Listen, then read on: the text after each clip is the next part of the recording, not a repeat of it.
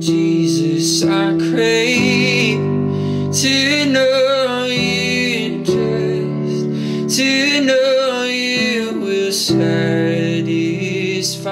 my soul. Hey everyone, thanks for tuning in. This is episode number 191. I want to thank you for taking the time to join me on this episode. So today I want to point out some thoughts that I've just come across, really noticing this for the first time.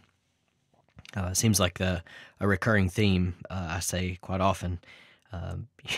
You may be wondering, is there anything that you've actually seen before? It seems like you're just newly discovering everything, so I'm thankful for that.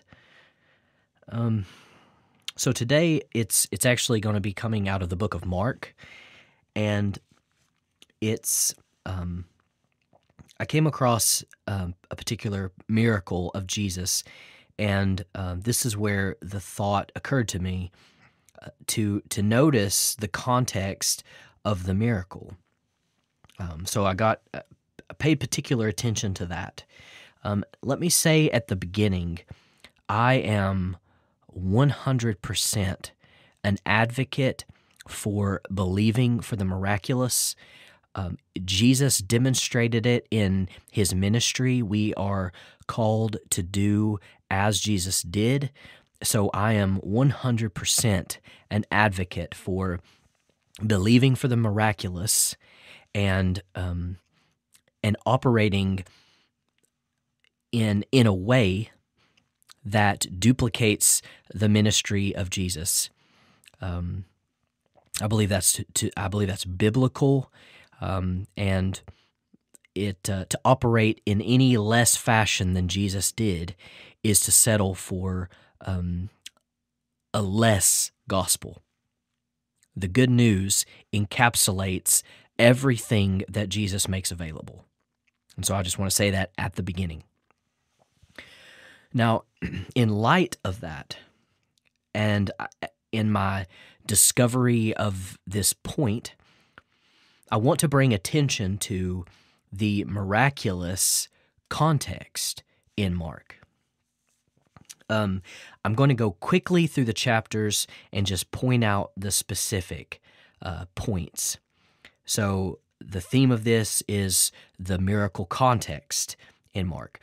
We see that in chapter 1 of Mark, in around verse 23, we see there is Jesus is driving out an impure spirit.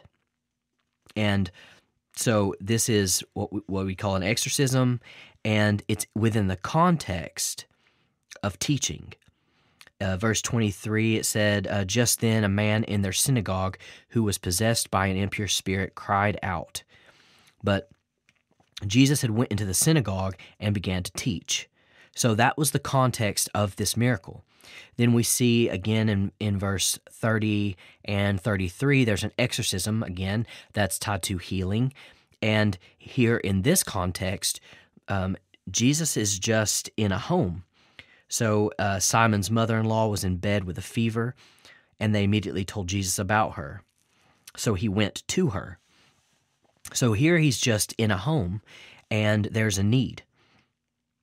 And so, and then we see after that healing, that evening after sunset, people brought to Jesus all the sick and demon-possessed, and the whole town gathered, so many so that they couldn't even fit, and Jesus healed many who had various diseases and also drove out many demons, but he would not let the demons speak.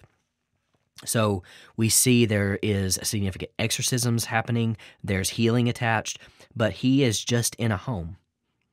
Okay, next we see in around verse 39, it says some traveled throughout Galilee,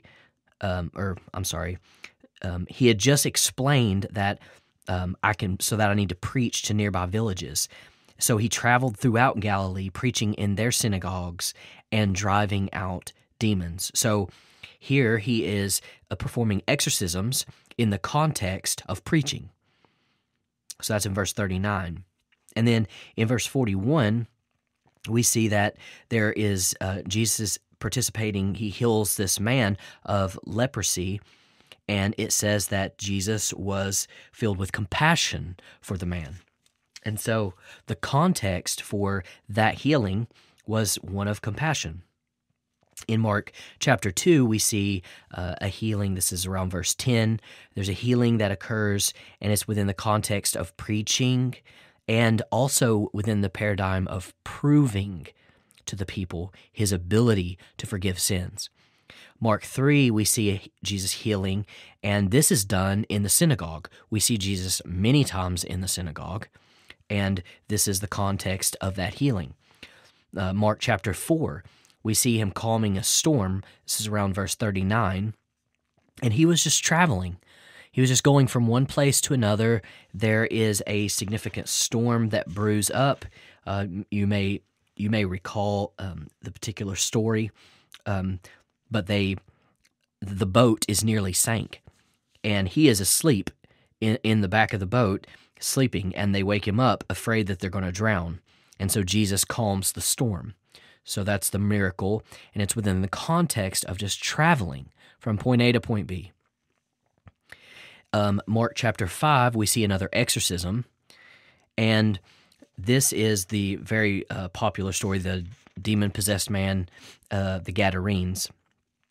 And Jesus, it doesn't give us a great context of why he was headed to this man, but I think that you can safely conclude that that man was his mission.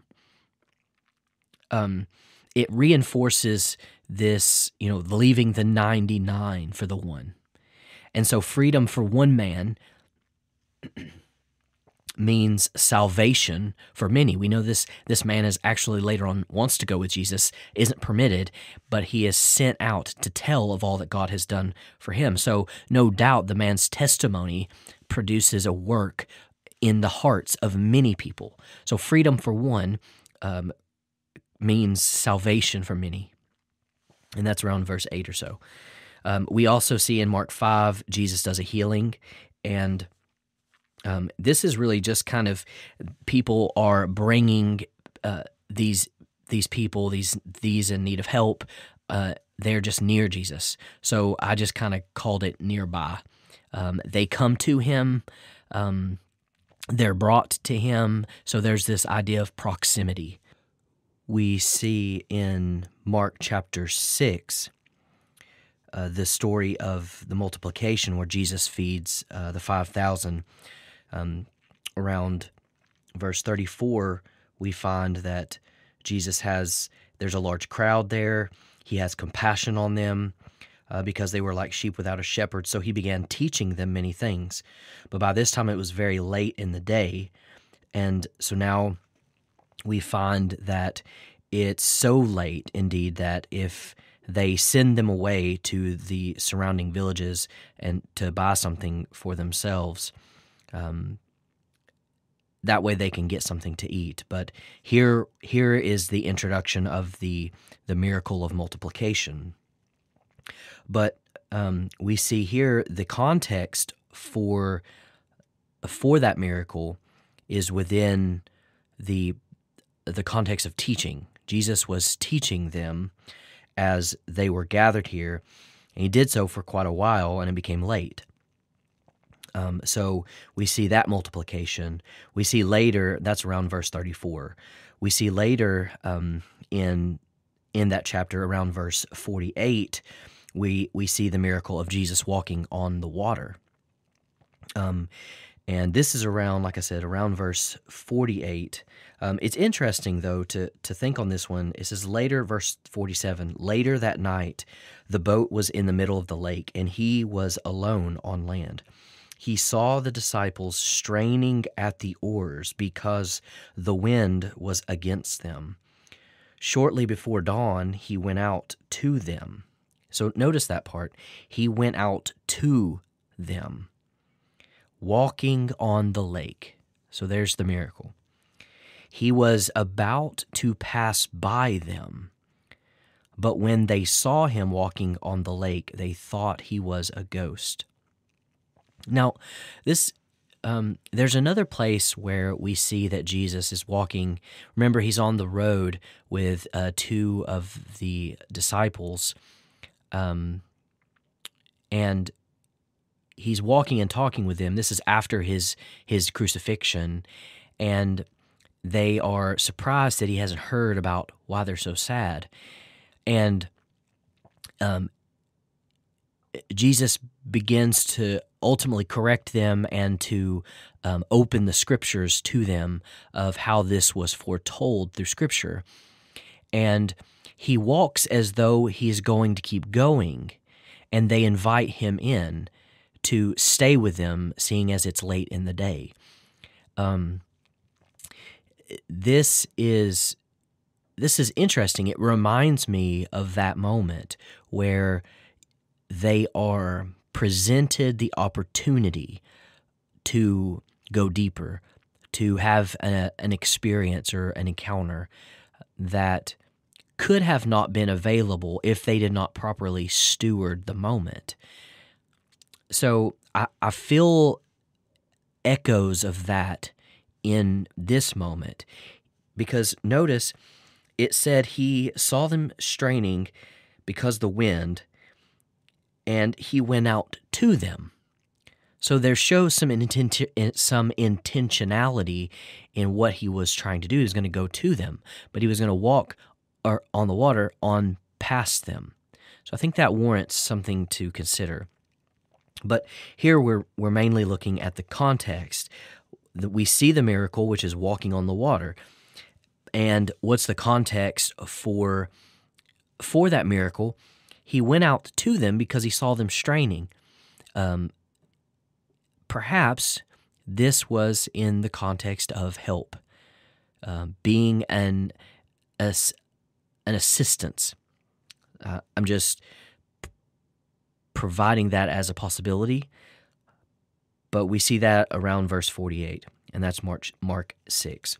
We see in Mark 7 there is a exorcism, another one, and here it's verse around 24. This is a Syrophoenician woman who has great faith, and she does that in the midst of a peculiar response of Jesus about, first let the children eat all they want, for it's not right to take the children's bread and toss it to the dogs, referring to Gentiles.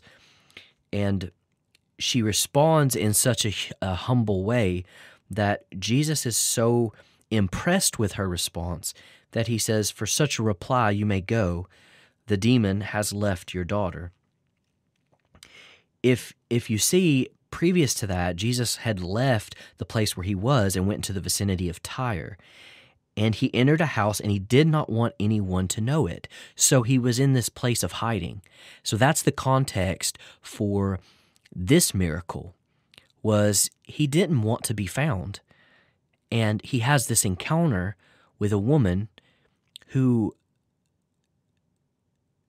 knows he's able and is seeking his help, but it's within the context of being hidden.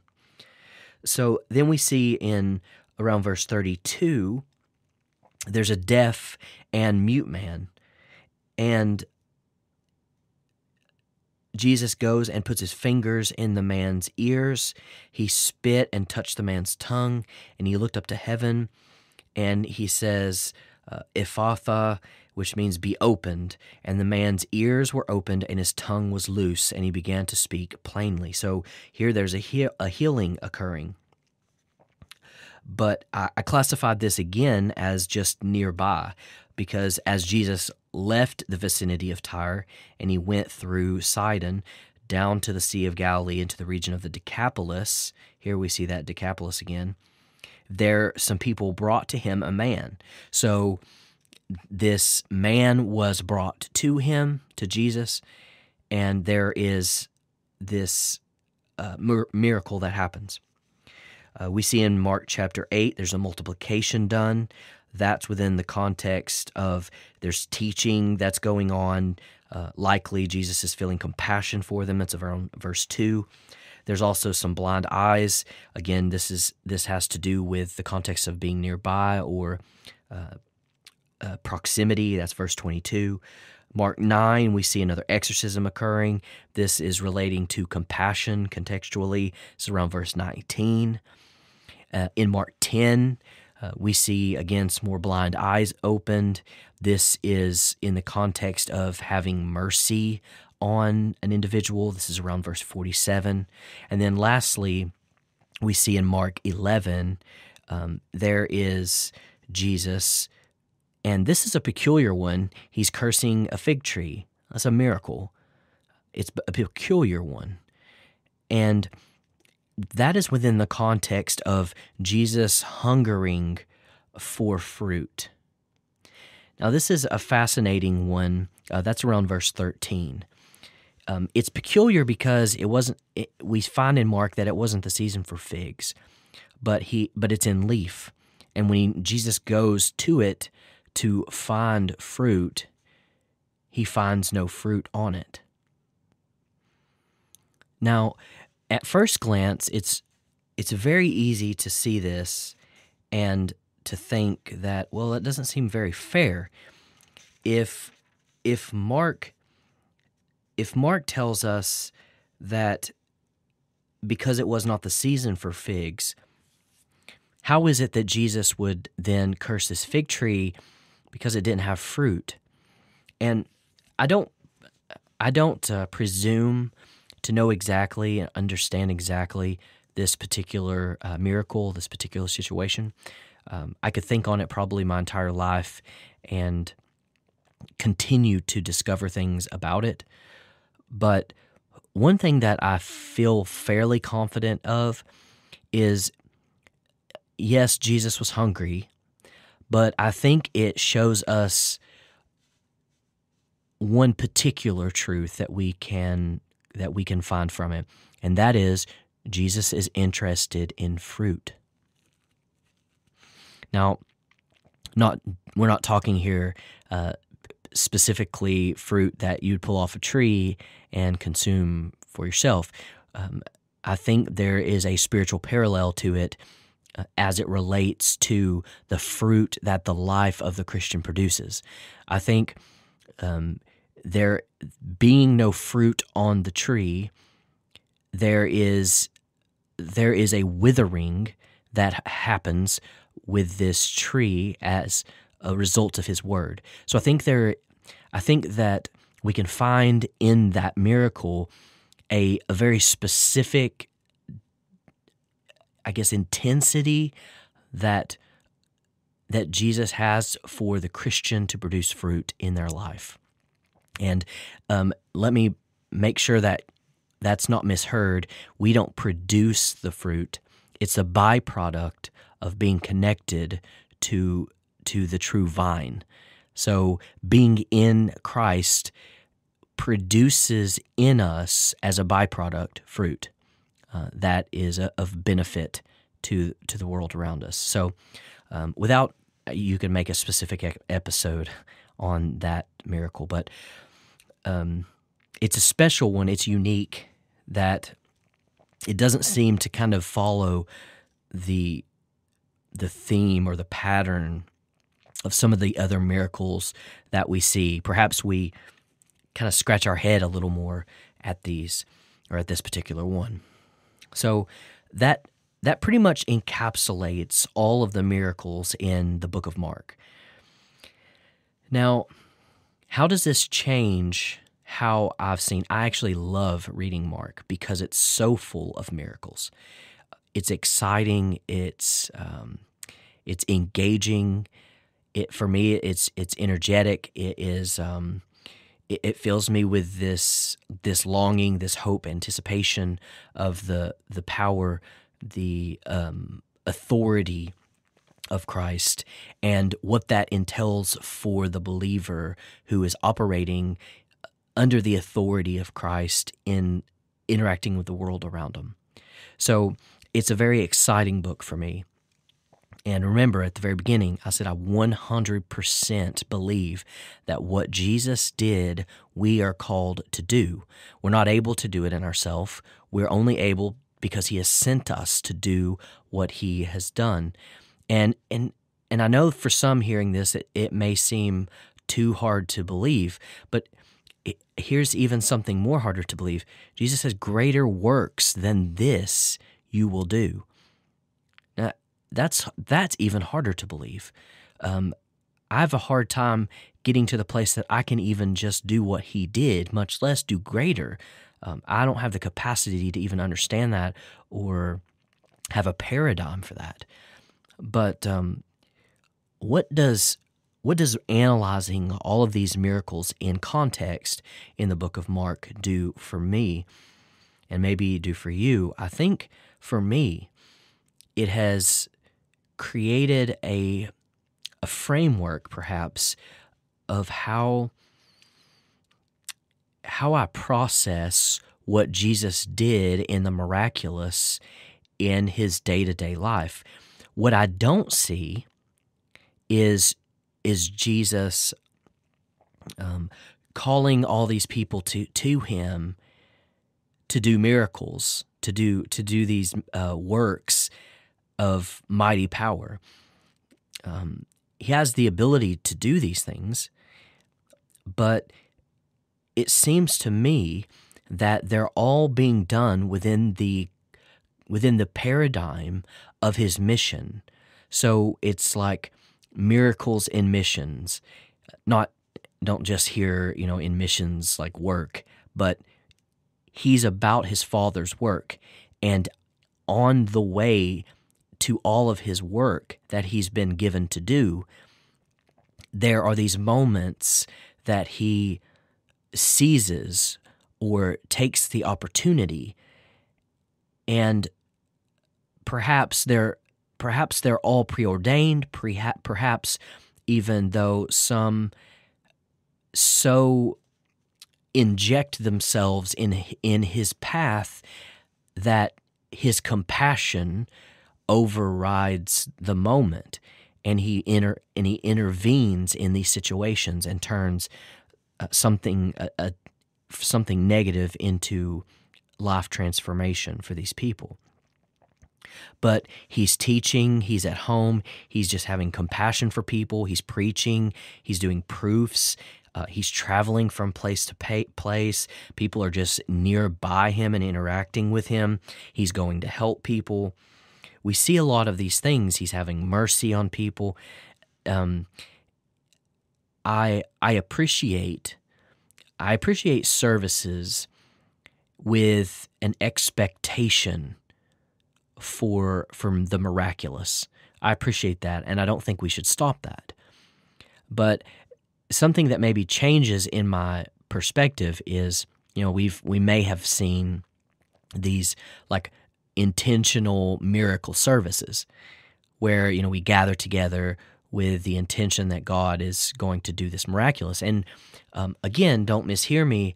I love the expectation that we come to God with, because we know it aligns with his heart.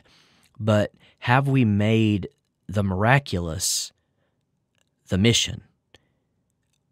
Or have we made the miraculous the center of things? And here, as I look at Mark as a whole, it seems to me that the mission that God has put him on, being Jesus, God who has put Jesus on, he is about his Father's work, and the miraculous comes in path through the mission. So I think there's a distinct little shift there, especially from what we see maybe in our day and in previous days. So it's just kind of a paradigm shift for me. It encourages me a little as well, because sometimes we get very discouraged that we're just, kind of this mundane thing that we have in our day-to-day life. I'm just going here and doing this, I'm just working here, or I'm just taking this here. But do we have the eyes to see that even in the midst of the day-to-day grind, in the midst of the mundane, can we have the eyes to see that the miraculous is laying there before us? If we can see past the disappointment of our circumstance that we're in, not look past these opportunities because we want to get to this big platform or this place, this elevated place where we think all these things should be happening. It's actually in the day-to-day, in the A to B, and everything in between. And so can we have ears to hear what God is inviting us to in the day-to-day, in the mundane, in the not-so-glamorous part of our lives? Can we have the eyes to see that there's opportunities available if we'll faithfully steward the moment and recognize what God is wanting to do? So I think that's an encouragement to me. Hope it is to you. And let's keep digging in God's Word so that we can find these hidden treasures that He wants us to discover and come to a greater revelation of who He is, His nature, and His desire for us. So I pray that this blesses you.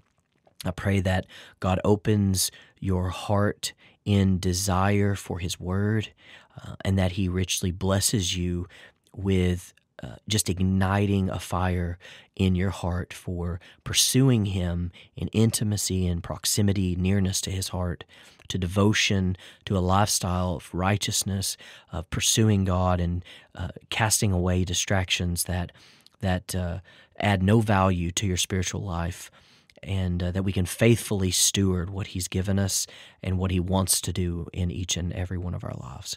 So thank you for being with me on this one, and we'll see you next time. God bless. I would trade a million lifetimes for a moment here.